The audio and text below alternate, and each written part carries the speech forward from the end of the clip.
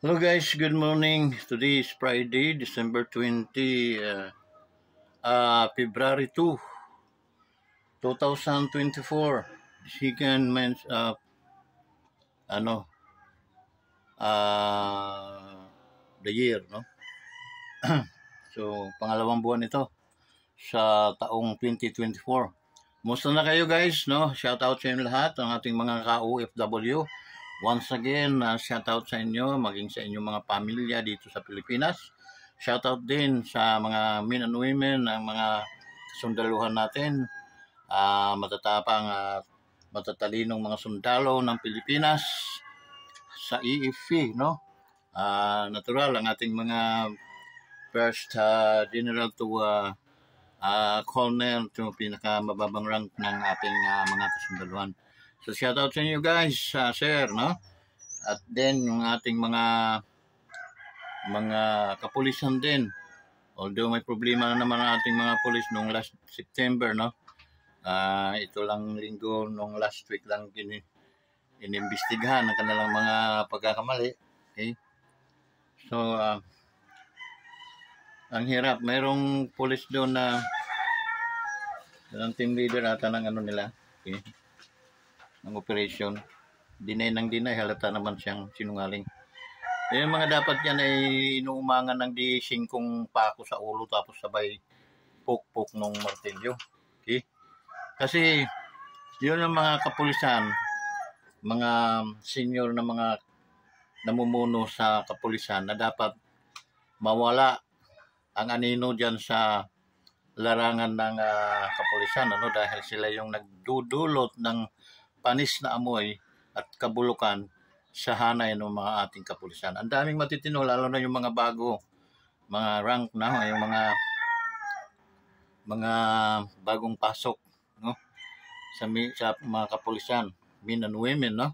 Hanga ako sa inyo doon sa 44 na mga kapulisan, makita ko yung mga 2 o hanggang 5 lang na pulis na officer ang meron man silang nakuhang mga mabababang rank ng pulis, mga tagasunod nila, yun dapat idama na rin yun kasi hindi na yun magiging makulong man at masilya litre yung mga yon, yung mga bagong pasok na nakatikim na ay hindi na rin titigil yan. So yun, dapat isama na yun sa kung isisilya litre ka ninyan, silya litre ka na. Okay? Ako yung taga-on-off ng switch ng kuryente. Okay? At akong taga-tingin kung buhay pa o sunog na o hindi pa. Okay? Sa yung inis natin na pinalalamon sila sa ng buhis ng ating may hirap na mga mamamayan. Yung pa ang pinapalit nila, no? Hindi sila sa kanilang sahod, kundi may barya-barya lang sa kanilang sahod nila. Imagine mo 64 million yung inoperate nila. Okay? Pinalabas na operation, yung mga interest noon, pera. Okay? Nakuha nila guys yung pera. Okay? Yung isang pulis nakabili siya ng ganito-ganito, tapos namimigay siya ng mga ganun. Siyang bumili ng mga taguan ng pera. Okay? Kasi may negosyo daw siya. 5-6. Gagong pulis. Ikaw ang pinakagagong pulis na punyita ka. Hindi ka dapat talaga naging pulis. Totoo lang. Okay? Doon sa investigation, doon na lang yung hanapin kung sino yung tarantadong pulis na yun, no? Official na, official. Okay? So, maraming mga matutuwid na pulis sa baba, mga tauhan niya. Yun ang nag-testify. No, nag-testify. Ako pang nagsasabi, you are wasting your time dyan sa Okay? Pinahaba nyo ang pabalik-balik kayo dyan sa hindi nyo ba alam napakamahal ng ginagastos niyan? Yung kuryente, yung mga etc. Dapat siyang lang, titigan lang sa mata, mga versus testimonies. Tapos na.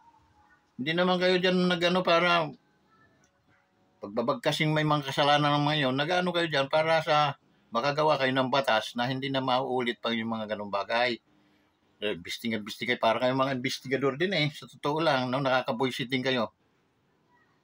Sayang pera ng gobyernong dinalaan. May batas, dalhin nyo sa batas doon.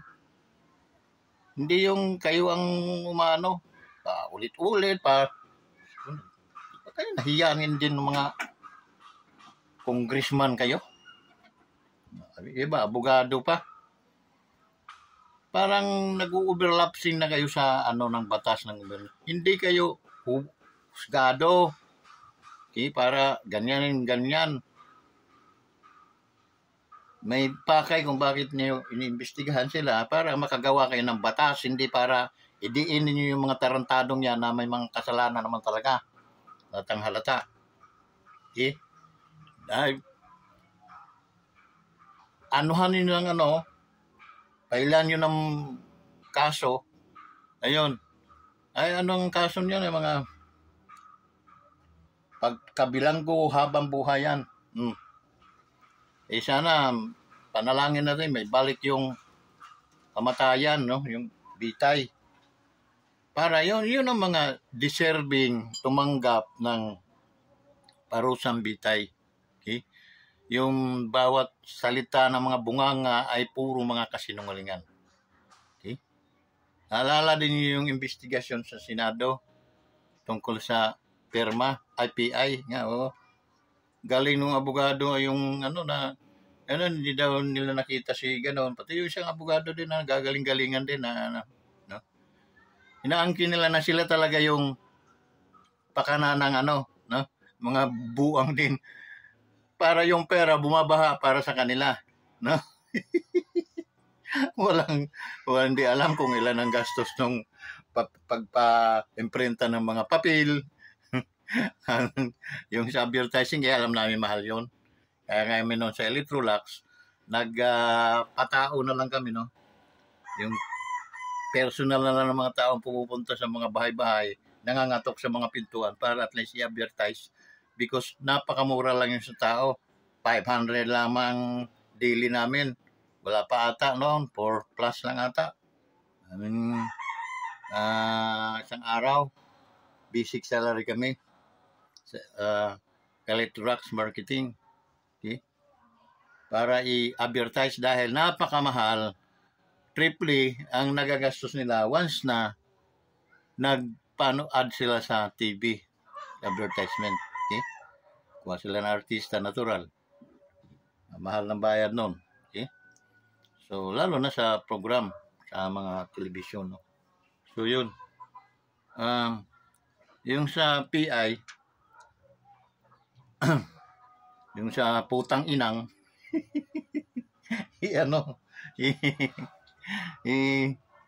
buong Pilipinas, ikutin nila, makakuha sila ng ilang percento, 13%, hindi ko alam ilang percent yung, basta, yung pinakamin na point of view, no, na sila yung mga manluloko, okay?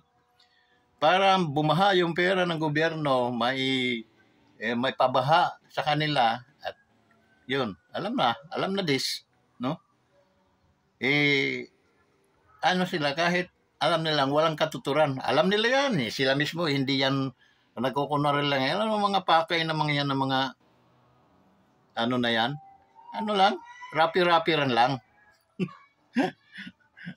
Sa totoo lang, no?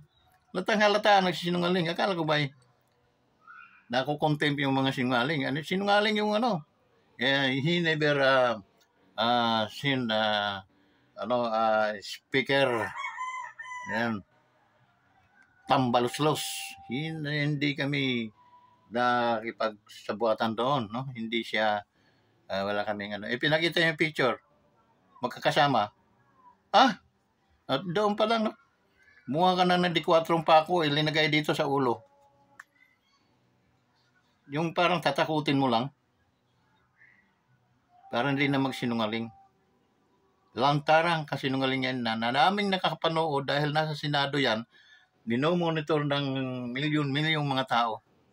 He lied, no? Nagsinungaling. Nakakalimutan lang daw niya sa kanyang isip. Tingnan mo yun. So, ako noon, paupuin ko agad sa silya elektrika para magkanda ihi-ihi doon sa silya elektrika. Takot. Hindi na uulit ang mga yan. Doon, nagustahan tayo. Okay? Alam na ang pagsisinungaling ay silya elektrika ang bitay ang parusa. Hindi na magsinungaling yung mga matutuwid na lahat. Yung ating mga matatalinong tao. Kuno. You lie in the presence of millions of Filipinos watching in that particular hearing, no, sa Senado. And then, okay lang yon? Okay lang yon sa ating gobyerno? Na sinungaling ka sa isang ganyang pagkaka nyo? Hearing na pinanonood yun ng mga milyon-milyong Pilipinos then around the globe. Di kayo nahiya. Okay? Ikaw, abogado ng sinungaling. Abogado ka ba? Nang tinalakay ka rin doon sa Karambula. Ano ka daw? Ano ang business mo? Wala ka na business na maganda. Okay? Yung maganda ang pagbukal ng salapi. Wala kang business na gano'n. How come na nakapag ka ng mga ganyan? Pera daw niya. Pinagmalaki niya, pera daw niya. Oh my God. Pull up ka na. Pull up. Kumbaga, ikaw na tayong taong para sa akin aking parang ikaw na yung taong matuwid eh. Puno ng pagpapala. Bakit mo sarili daw, pera daw niya, sarili pera ng inano. Diyos ko naman. Hindi ako bagado, harap tayo, yung tayo dalawa mag-debate. Luga, abutin mo sa akin. Totoo lang, yung inimbestigahan dyan sa Senado na siya daw ang pera daw niya hindi daw niya nakita si Speaker. So, Speaker is not beneficiado, hindi daw talaga nila, may picture na nagmi-meeting with the tambalos-los. Sus, Ginoo, Manong, kaya nahiya, pati mga anak mo na nakapanood noon, asawa mo, di ka kaya isumpa, nakasinungalingan. Nagsinungaling ka noon, I have the right to see you, to talk to you, na ikaw ay sinungaling. Because malinaw na sinungaling yung sinabi mo. Napakalinaw. Saan man tayo magpang-abot na yudiputa ka, sinungaling ka. Dahil doon, sa sinabi mong hindi. Never po kami nag-meet niyan Hindi po namin yan pagdating sa mga May picture nga na nagpatuto. Okay? Saka mo sinabing, bullshit ka. Harap-harapan, kung kaharap kita, sampigan kita kabilang pisngi mo. Para ka lang magising na mali pala magsinungaling. Tanda mo na, tapos magsisinungaling ka. Okay? Diba tinuturo mo sa yung mga angkan ang pagsisinungaling?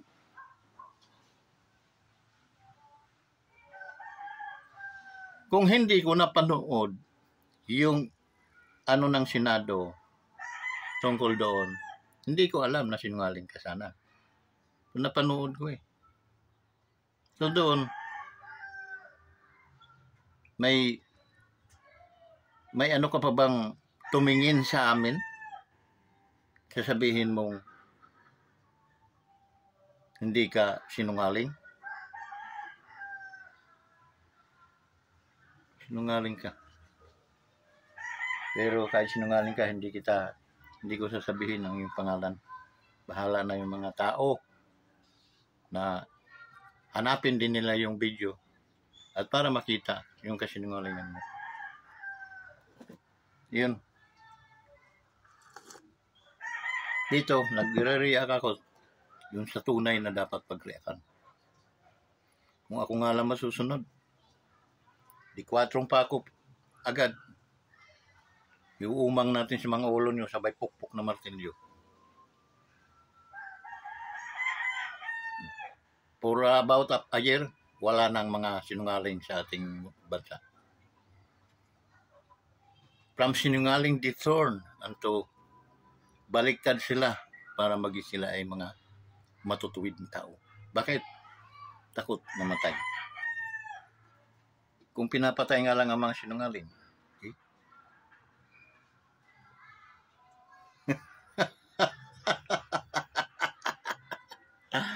Kaya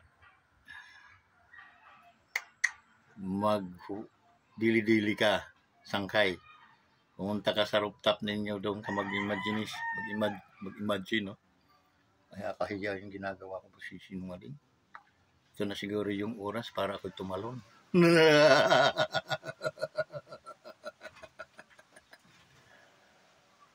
Habang kumakain ka, no? Subo-subo mo yung tinidor. Yung naisipan mong salaksakin paloob. Dahil sinungaling ka. Okay?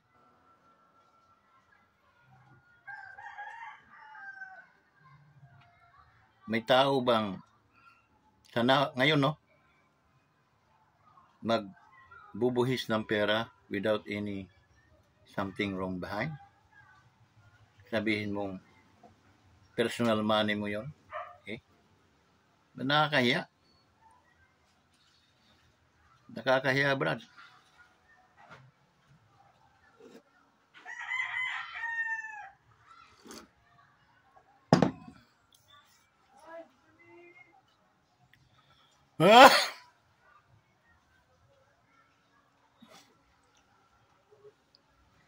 Kaya dapat, Brad, bago-bago na tayo habang tayo ay nasa buhay pa, humihinga pa. Time comes na kinuha na itong ating buhay, pasensyahan tayo. Hindi ka na makakapaghingi ng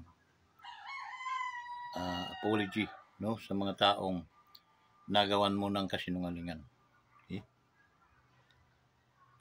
So hanggang dito na lang, guys, no? Matuto tayo, no, ng mga leksyon na maganda dito sa ating channel, guys. Nagtuturo tayo dito ng kabutihan, hindi kasamaan. Okay? Nagbibigay din tayo ng mga payo, mga kung ano man, ang mga pangangailangan ng individual nating mga kaibigan, mga kasangkayan. Okay? Mga kababayan. Ganon yung ating YouTube channel. Hindi tayo yung YouTube channel na walang ibang ginawa kundi manira sa kapwa. Okay? So yun, guys, no? So ating gagawin ngayon ay tayo ay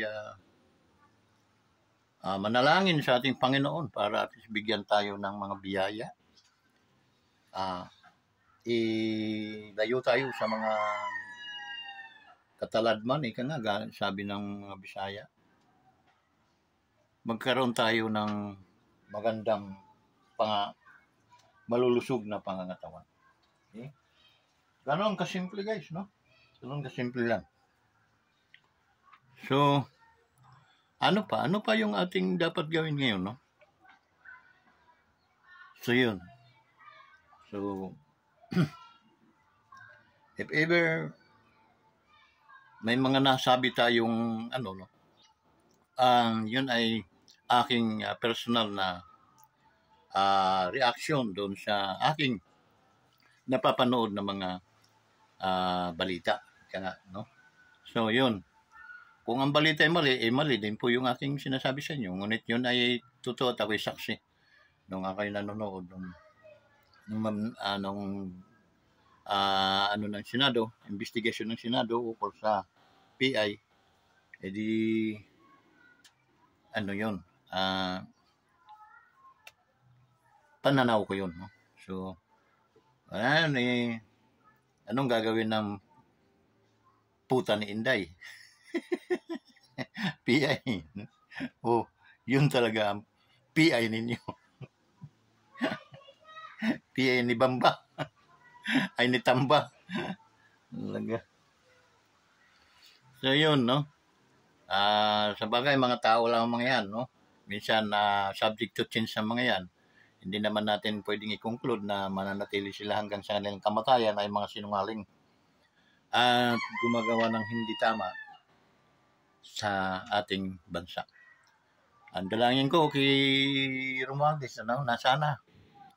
Wag mo naman pahiyain ang ating mga kababayan sa Bisaya, no? Lalo na sa Kalitihan. Kung halimbawa may balak kang maging isang presidente ng ating bansa, abay pakita mo na you are qualified enough, no? Hindi yung purong yung pangalan na hindi ka presidente, palpak na lahat ang mga ikinikilos mo. How much more kung ikaw ay presidente? Okay?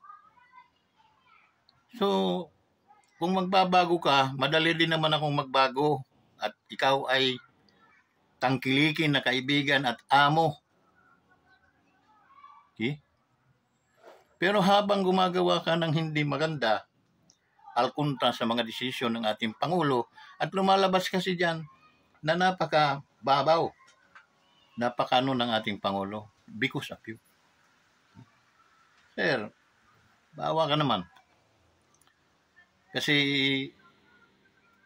dapat nga, ikaw ang kinakampihan ko palagi kasi nga litinyo ka. Pero sir, wala talagang puwang na kampihan natin yung hindi dapat kakampihan.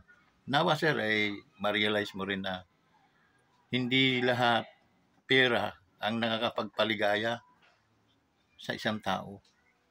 Okay? At mabuti yung pera kung ang may-ari niyan ay tayo. Okay? Angkan natin ang may-ari o ating kadugo may-ari o kalahi natin ang may-ari. Hindi sir. Yan ay pera ng ating gobyerno nang galing sa buhis ng mamamayang Pilipino. If ever ma-mislead ang paggastos niyan, ay masama po, hindi po maganda. Okay? That's the reason why nakakakulo po ng dugo. Kasi ang nasisisi sa panahon ngayon, palagi yung ating Pangulo. Yung ating mahal na Pangulo, BBM. Ihinalal po namin yan, sir, dahil malaki po ang aming paniniwala na maibibiyahe ng ating Pangulo, no? Magigiya ng ating Pangulo bilang kapitan ng isang bansang Pilipinas. Suportahan mo, sir. Hindi yung dapat magano ka. Let the people choose you to become a leader. Pangako, no? Susuportahan ka namin nang walang pag-alinlangan at walang hinihinging kapalit. Tulad nito, sir, wala naman akong napupurat sa presidente because ang president hindi naman yun rin sa akin, naka-monitor. Okay? Siya, pabor niya sa kanya kami dahil palagi siyang kinikilingan, palagi siyang kinukubiran ko bilang isang vlogger. Okay? Pero in return, wala po siyang malasakit din sa akin. Wala siyang binibigay sa akin na pwedeng maging may ano niya na binibigyan naman kita. No? So, wala po, sir, Romualdez. Kaya, balansi po ang aking mga pagbabatikos. Binabatikos ko po ang Romualdez, speaker, because ang nasisira po dyan yung ating Pangulo. Okay? Kahit nga po wala akong napupurat sa Pangulo, ay hindi po ko bumibitaw sa kanyang gilid upang protektahan ang ating Pangulo at ang mahal na First Lady. Sana huwag makakarating sa kanya yung aking mga vlog na ito para at least makikita niya someday, somehow na mayroong kapalang die-hard na vlogger. Hindi naman siya kilala pero pag pinanood mo yung kanyang since from the very beginning, he is your man. Okay? tao mo talaga siya, hindi talaga siya ni minsan umalis sa iyong presensya. Palagi kang protektado sa taong yon. Bagkus nga lang, hindi natin siya napansin. Sana, huwag makaabot sa kanya yung aking mga panaghuy, nga, yung aking mga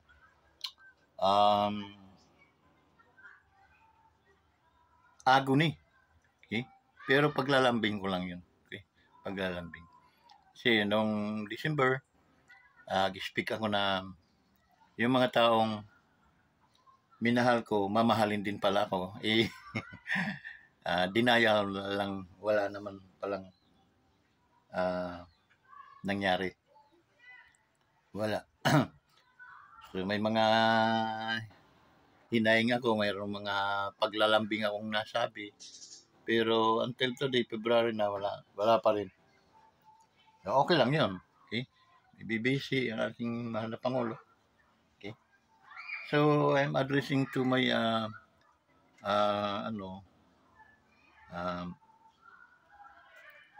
idol ko po si Madam Milda.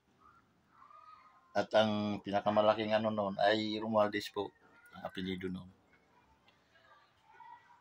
So, once na mayroong mga pagkakamali o talagang binibingga ko. Pasensyahan tayo, speaker, no? Binibingga ko. Nawa, maunawaan mo ako na dahil hindi maganda yung mga naging intonation doon sa Pangulo.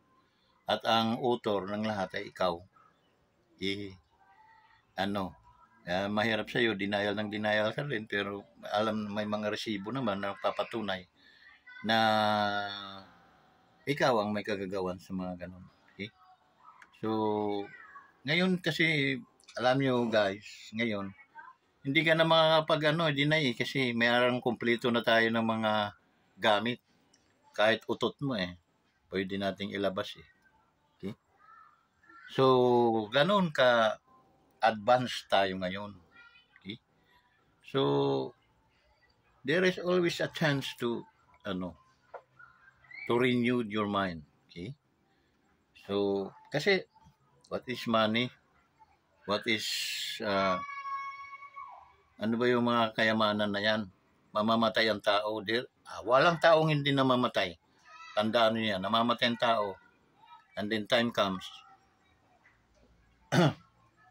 na wala lahat yung iyong pinaghirapan.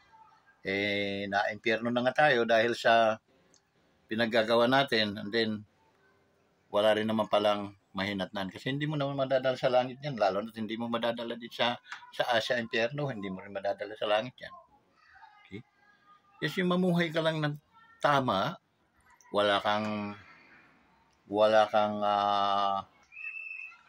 inaanong tao, wala kang inaapakang tao, ginagalang at respeto mo lahat ang mamayan, kami na ang huhugot sa iyo upang ilagay bilang isang Pangulo ng ating bansang Pilipinas. Magandang umaga sa inyong lahat. At shout out kina Karodi, no? Karodi Sungga dyan sa Bubukal. Shout out sa iyo at saka si Lakanit, ang kanyang pamilya. Nawa ay pagpalain kayo palagi at ang kapayapaan, kaligtasan,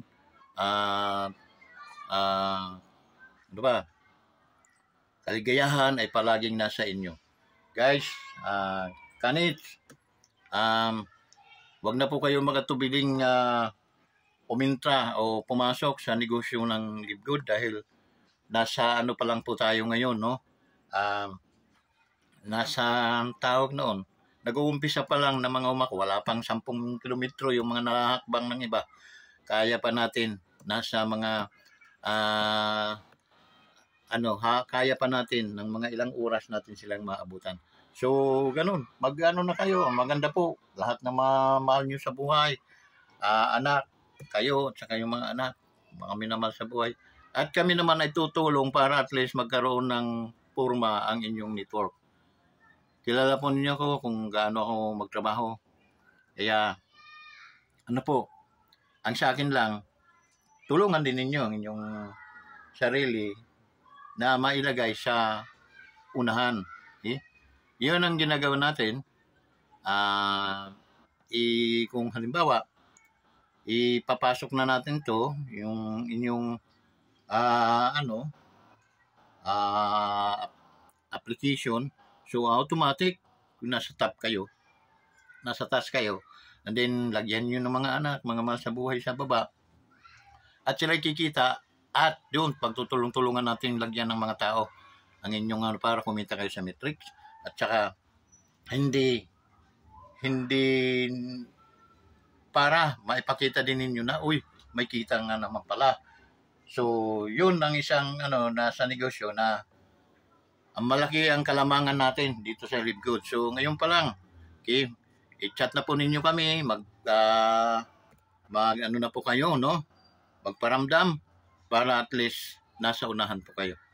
The rest na mga taong makukuha natin about dito at umiintra ay ilalagay natin sa inyong mga ilalim. So yun, maraming salamat sa mga Live Good family. Andyan yung mga panghihina minsan, pero sana pag kayo grupo, no? Ninyo ang inyong network, palakasin ninyo, okay? Hindi yung yung parang singkaw, no? Na basta pag-aralan din yan sa mga gustong mag-leader, pag-aralan nyo, no? Okay, pag-aralan nyo. Huwag tatanga-tanga kasi hindi dito uso ang tanga. Okay? So yun guys, maraming salamat sa inyong lahat. Pagpalain kayo. Shout out sa ating coach, sa mga coaches, no? Coach Ding, Tolentino, okay? Sa ibang mga coaches ng welcome to Live Good family. Sa mga pastor, sa mga nakausap ko, ito na yung opportunity niyo. Hindi po ito labag sa batas ng pananampalataya, bagkus ito'y makakatulong sa inyong ministry, sa inyong ministeryo, palago. At dahil ang pangako ng Diyos, siya ay nasa Philippians 4:19 na for God's soul ay na He supply, my God shall supply all my needs according to His riches and glories. Now, if you are suffering for financial aspect, so it's malaking questionable yun. No? Questionable. Where is God in this moment? So that's the reason why may mga pagkakataon na may dumarating sa inyong ganitong bagay, i-grabs pa ninyo yan. Kasi kung magbubukas po kayo ng sari-sari store, mga kainan, mas malaki po ang puhunan noon at wala po tayong pagod sa sobrang pagod. Mayroon din po tayong doon na namumulupot po.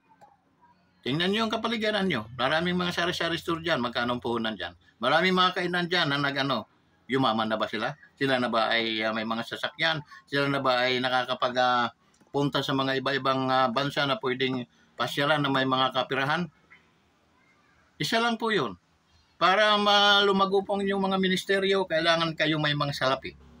Para niyo sa lahat ninyong mga outreaches, sa mga manggagawa. Ngayon kung wala, nananatili. Ilan ba mga member nyo? Mananatili na lang ba kayong ganyan? Yun ay isang puna lang sa inyong kapwa kapastoran. Okay? Hindi po tayo dito naninilip ng mga nanmiminos, no? Kundi ito ay tunay na pagbukas ng inyong mga kaisipan. So hanggang dito na lang. Maraming salamat sa inyong lahat. Bye-bye guys.